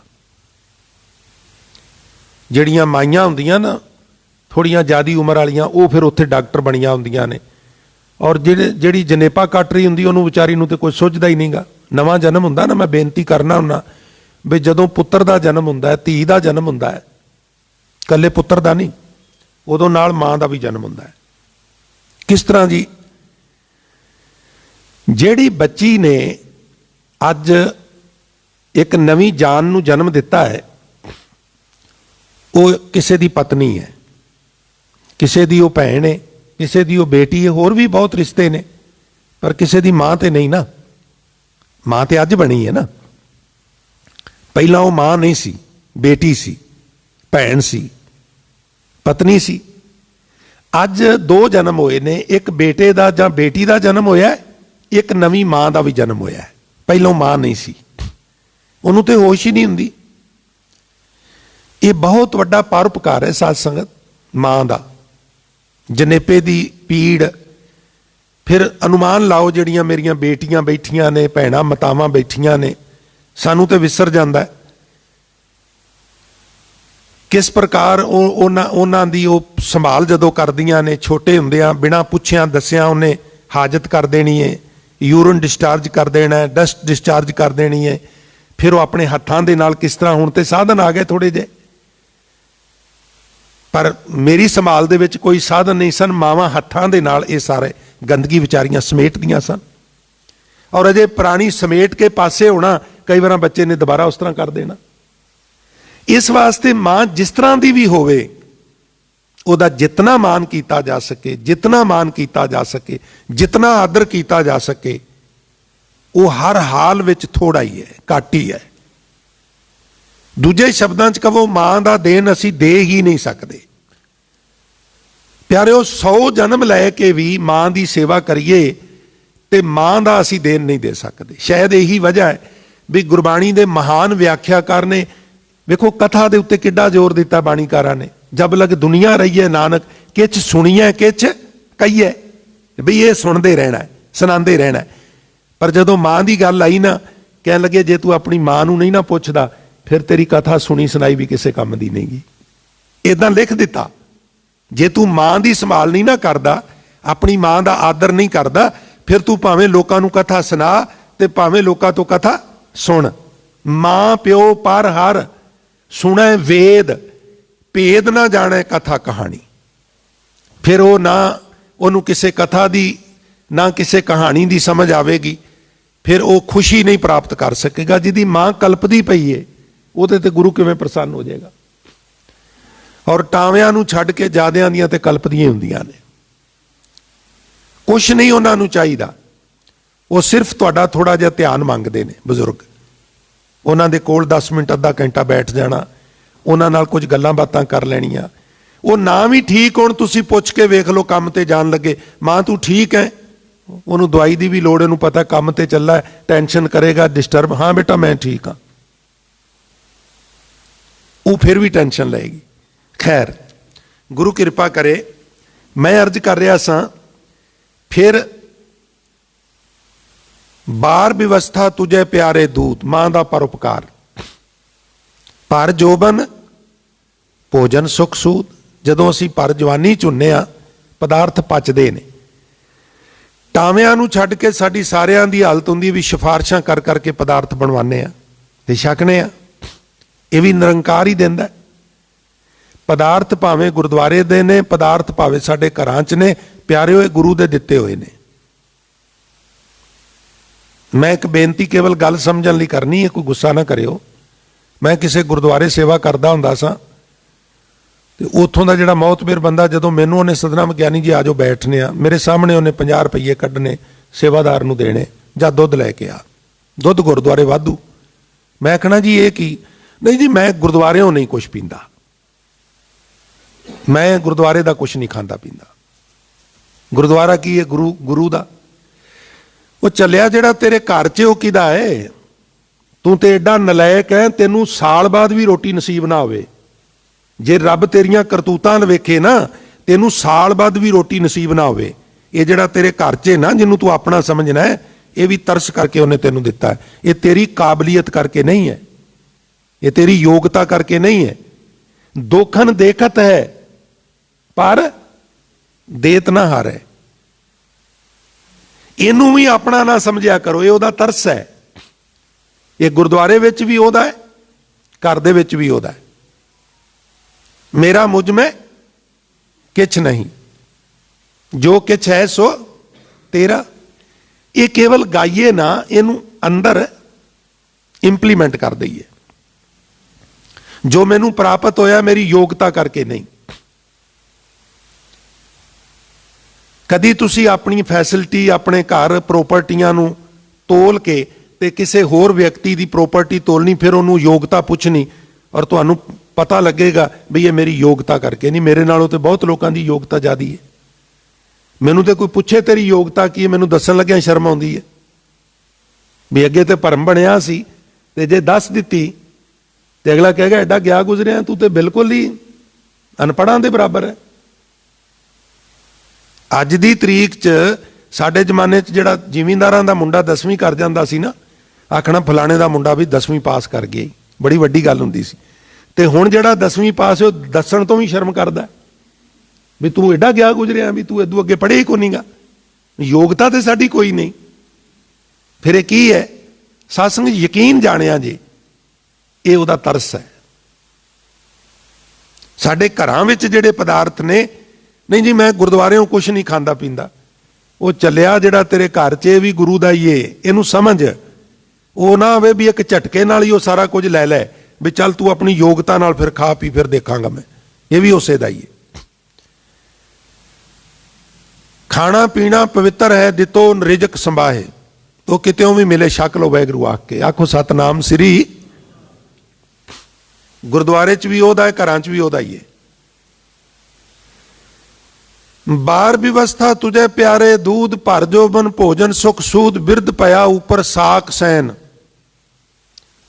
ਜਿਨ੍ਹਾਂ ਦੇ ਬਜ਼ੁਰਗੀ ਵਿੱਚ ਬੱਚੇ ਸੇਵਾ ਕਰਦੇ ਨੇ, ਉਹਨਾਂ ਨੂੰ ਵੀ ਸ਼ੁਕਰਾਨਾ ਕਰਨਾ ਚਾਹੀਦਾ, ਵਰਨਾ ਫੁੱਟਪਾਥ ਦੇ ਉੱਤੇ ਲਵਾਰਸ ਲੋਕ ਵੀ ਬੈਠੇ ਹੋਏ ਨੇ। ਤੁਸੀਂ ਸਰਕਾਰੀ ਹਸਪਤਾਲਾਂ 'ਚ ਜਾਓ, ਸਾਧ ਸੰਗਤ, ਬਿੜਕ ਰੱਖੋ, ਰੋਜ਼ ਗੇੜਾ ਮਾਰੋ। ਮਹੀਨੇ 'ਚ 10-15 ਡੈੱਡ ਬੋਡੀਆਂ ਇਸ ਤਰ੍ਹਾਂ ਦੀਆਂ ਦੇ ਪੋਸਟਮਾਰਟਮ ਹੁੰਦੇ ਨੇ, ਜਿਹੜੀਆਂ ਉਹ ਕਹਿੰਦੇ ਲਵਾਰਸ ਨੇ, ਕੋਈ ਇਹਨਾਂ ਦਾ ਵਾਰਸ ਆਏ ਕੋ ਨਹੀਂਗਾ। ਤੇਰੇ ਵਾਰਸ ਨੇ, ਤੇਰੀ ਪੁੱਛ ਗਿੱਛ ਕਰਦੇ ਨੇ, ਤੇਰੀ ਸੇਵਾ ਕਰਦੇ ਨੇ, ਇਹ ਵੀ ਉਹਦਾ ਸ਼ੁਕਰਾਨਾ ਕਰਿਆ ਕਰ। ਬਿਰਧ ਭਇਆ ਉਪਰ ਸਾਕ ਸੈਨ, ਮੁਖ ਅਪਿਆਓ, ਬੈਠਿਆਂ ਤੇਰੇ ਮੂੰਹ 'ਚ ਪਾਉਂਦੇ ਨੇ, ਬੈਠ ਕੋ ਦੇਨ। ਪਰ ਅੰਤ ਵਿੱਚ ਕਹਿੰਦੇ ਨੇ ਇਹ ਨਿਰਗੁਣ, ਇਹ ਜੀਵ ਜਿਹੜਾ ਹੈ ਇਹ ਨਿਰਗੁਣ ਹੈ। ਗੁਣ ਕਛੂ ਨਾ ਬੂਝੈ, ਬਖਸ਼ ਲੈ ਤੋ ਨਾਨਕ ਸੀਜੈ। ਹੇ ਵਾਹਿਗੁਰੂ, ਅਸੀਂ ਤੇ ਏਡੇ ਅਕਿਰਤ ਕਾਣਾ, ਅਸੀਂ ਤੇਰੇ ਦਿੱਤੇ ਪਦਾਰਥਾਂ ਦਾ ਵੀ ਸ਼ੁਕਰਾਨਾ ਨਹੀਂ ਕਰਦੇ, ਤੂੰ ਕਿਰਪਾ ਕਰ ਸਾਨੂੰ ਸਮਤ ਬਖਸ਼। ਖੋਜ ਬੂਝ ਜੋ ਕਰੇ ਵਿਚਾਰਾ, ਜਿਹੜਾ ਉਹਨੂੰ ਖੋਜ ਲੈਂਦਾ, ਬੁੱਝ ਲੈਂਦਾ, ਤੇ ਫਿਰ ਪਰਤ ਪਰਤ ਕੇ ਉਹਦੇ ਉਪਕਾਰਾਂ ਨੂੰ ਸੁਰਤ ਵਿੱਚ ਰਿਵਾਈਜ਼ ਕਰਦਾ ਹੈ, ਉਹਦੇ ਨਾਲ ਕੀ ਵਾਪਰਦਾ? ਤਉ ਭਵਜਲ ਤਰਤ ਨਾ ਲਾਵੇ ਬਾਰਾ। ਉਹ ਭੌਜਲ ਨੂੰ ਤਰਨ ਲੱਗਿਆ ਵਾਰ ਨਹੀਂ ਲਾਂਦਾ, ਦੇਰ ਨਹੀਂ ਲਾਂਦਾ। ਕਿਹੜੀ ਭੌਜਲ? ਮਰਨੋਂ ਉਪਰੰਤ ਨਹੀਂ, ਜਿਹੜੀਆਂ ਇੱਥੇ ਹੀ ਸਾਨੂੰ ਦਿੱਕਤਾਂ ਆਉਂਦੀਆਂ ਨੇ। ਦਿੱਕਤਾਂ ਫਿਰ ਵੀ ਆਉਣਗੀਆਂ। ਹੁਣ ਅਸੀਂ ਜਿਨ੍ਹਾਂ ਦਿੱਕਤਾਂ ਨੂੰ ਲੈ ਕੇ ਘਬਰਾ ਜਾਂਦੇ ਆ, ਅੰਦਰੋਂ ਟੁੱਟ ਜਾਂਦੇ ਆ, ਬਿਖਰ ਜਾਣੇ, ਖਿੱਲਰ ਜਾਣੇ ਆ, ਫਿਰ ਇਹ ਮੁਸੀਬਤਾਂ ਆਉਣਗੀਆਂ। ਜਦੋਂ ਖੋਜ ਬੂਝ ਜੋ ਕਰੇ ਵਿਚਾਰਾ, ਜਦੋਂ ਵਿਚਾਰ ਕਰੇਗਾ, ਉਹਦੇ ਗੁਣਾਂ ਦੀ ਵਾਰ-ਵਾਰ ਪਰਉਪਕਾਰਾਂ ਦਾ ਮੈਂਸ਼ਨ ਕਰੇਗਾ, ਫਿਰ ਤੇਰੇ ਤੇ ਮੁਸੀਬਤਾਂ ਆਉਣਗੀਆਂ, ਪਰ ਤੂੰ ਅੰਦਰੋਂ ਡੋਲੇਗਾ ਨਹੀਂ, ਤੂੰ ਬਿਖਰੇਗਾ ਨਹੀਂ, ਤੂੰ ਟੁੱਟੇਗਾ ਨਹੀਂ। ਫਿਰ ਤੂੰ ਉਹਨਾਂ ਦਾ ਸਹਰਸ ਸਵਾਗਤ ਕਰ ਸਕੇਗਾ। ਉਹ ਮੁਸੀਬਤਾਂ ਤੇਰੇ ਨਾਲ ਟਕਰਾ ਕੇ ਵਾਪਸ ਚਲੀਆਂ ਜਾਣਗੀਆਂ, ਔਰ ਤੈਨੂੰ ਪਹਿਲਾਂ ਨਾਲੋਂ ਵੀ ਉਹਨਾਂ ਚਟਾਨਾਂ ਦੀ ਤਰ੍ਹਾਂ ਪਾਲਿਸ਼ ਕਰ ਜਾਣਗੀਆਂ, ਜਿਹੜੀਆਂ ਸਮੁੰਦਰ ਦੇ ਕਿਨਾਰੇ ਤੇ ਹਿੱਕ ਡਾਹ ਕੇ ਖੜੀਆਂ ਰਹਿੰਦੀਆਂ ਨੇ। ਪਾਣੀ ਵੱਜ ਕੇ ਪਿੱਛਾ ਹਟਦਾ ਰਹਿੰਦਾ, ਵੱਜਦਾ ਰਹਿੰਦਾ, ਹਟਦਾ ਰਹਿੰਦਾ, ਔਰ ਜਦੋਂ ਸੁਨਾਮੀ ਸ਼ਾਂਤ ਹੁੰਦੀ ਏ, ਬਾਕੀ ਸਭ ਕੁਝ ਤਬਾਹ ਹੋ ਜਾਂਦਾ ਹੈ। ਚਟਾਨਾਂ ਪਹਿਲਾਂ ਨਾਲੋਂ ਵੀ ਜ਼ਿਆਦੀਆਂ ਲਿਸ਼ਕ ਰਹੀਆਂ ਹੁੰਦੀਆਂ ਨੇ। ਤੋ ਖੱਖੇ ਅੱਖਰ ਤੋਂ ਇਹ ਭਗਤ ਕਬੀਰ ਸਾਹਿਬ ਨੇ ਅੱਜ ਸਾਨੂੰ ਉਪਦੇਸ਼ ਬਖਸ਼ਿਸ਼ ਕੀਤਾ ਹੈ। ਸਾਧ ਸੰਗਤ, ਦੋ ਇੱਕ ਅਤਿਅੰਤ ਜ਼ਰੂਰੀ ਬੇਨਤੀਆਂ ਨੇ। ਅੱਜ ਸ਼ਨੀਵਾਰ ਹੈ, ਔਰ ਇਹ ਜਿਹੜੇ ਸਮਾਗਮ ਹਫ਼ਤਾਵਾਰੀ ਵਿਸ਼ੇਸ਼ ਗੁਰਮਤਿ ਸਮਾਗਮ ਉਲੀਕੇ ਗਏ ਨੇ, ਇਹ ਗੁਰੂ ਸਵਾਰੀ ਸਾਧ ਸੰਗਤ ਆਪ ਜੀ ਦੀ ਪ੍ਰਸੰਨਤਾ, ਆਪ ਜੀ ਦੀ ਖੁਸ਼ੀ ਲੈਣ ਵਾਸਤੇ ਸੰਗਤਾਂ ਨੇ, ਸੰਗਤਾਂ ਦੇ ਨੁਮਾਇੰਦੇ, ਇੱਥੋਂ ਦੀ ਜਿਹੜੀ ਲੋਕਲ ਗੁਰਦੁਆਰਾ ਪ੍ਰਬੰਧਕ ਕਮੇਟੀ ਵੱਲੋਂ ਸੰਗਤਾਂ ਦੇ ਸਹਿਯੋਗ ਨਾਲ ਉਲੀਕੇ ਗਏ ਨੇ। ਸੋ ਜ਼ਰੂਰੀ ਬੇਨਤੀ ਜੋ ਮੈਂ ਆਪ ਜੀ ਦੇ ਚਰਨਾਂ ਵਿੱਚ ਕਰਨੀ ਚਾਹੁੰਦਾ ਸਾਂ, ਉਹ ਇਹ ਹੈ ਕਿ ਹਾਜ਼ਰੀ ਜਿਹੜੀ ਏ ਉਹਨੂੰ ਯਕੀਨੀ ਬਣਾਓ। ਇਤਨੀ ਦੂਰੋਂ ਅਸੀਂ ਰਾਗੀ ਜਥਿਆਂ ਨੂੰ ਬੇਨਤੀ ਕਰਕੇ ਸੱਦਨੇ ਆ, ਤੇ ਜੇ ਉਹਨਾਂ ਦੇ ਆਉਂਦਿਆਂ ਨੂੰ ਅੱਗੋਂ ਗੈਦਰਿੰਗ ਨਾ ਹੋਵੇ ਤੇ ਫਿਰ ਸਾਧ ਸੰਗਤ ਆਨੰਦ ਨਹੀਂ ਆਉਂਦਾ।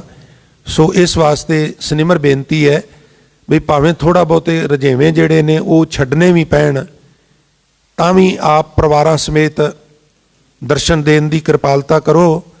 ਔਰ ਹੋਰ ਵੀ ਆਂਢ ਗੁਆਂਢ ਨੂੰ ਜੇ ਵਿਲ ਹੋਵੇ ਨਾ ਸਾਧ ਸੰਗਤ ਅੰਦਰ, ਤੇ ਆਪਾਂ ਆਪਣੇ ਆਲੇ ਦੁਆਲੇ ਨੂੰ ਵੀ ਪ੍ਰੇਰ ਸਕਨੇ ਆ। ਜੇ ਅੰਦਰ ਵਿਲ ਹੈ ਤੇ ਥੋੜੀ ਜੀ ਪ੍ਰੇਰਨਾ ਕਰਕੇ ਸਾਰਿਆਂ ਨੂੰ ਸ਼ਾਮ ਦੇ ਦੀਵਾਨਾਂ 'ਚ ਸਵਾਣੀਆਂ ਦੀ ਇੱਕ ਸਮੱਸਿਆ ਹੁੰਦੀ ਹੈ ਮੇਰੀਆਂ ਬੇਟੀਆਂ ਦੀ, ਭੈਣਾਂ ਦੀ, ਬਈ ਉਹ ਹੀ ਸਮਾਂ ਸਮਾਗਮ ਦਾ ਹੁੰਦਾ ਹੈ, ਉਹ ਹੀ ਸਮਾਂ ਘਰ ਵਿੱਚ ਕਿਚਨ 'ਚ ਲੰਗਰ ਪਾਣੀ ਬਣਾਉਣ ਦਾ ਹੁੰਦਾ ਹੈ।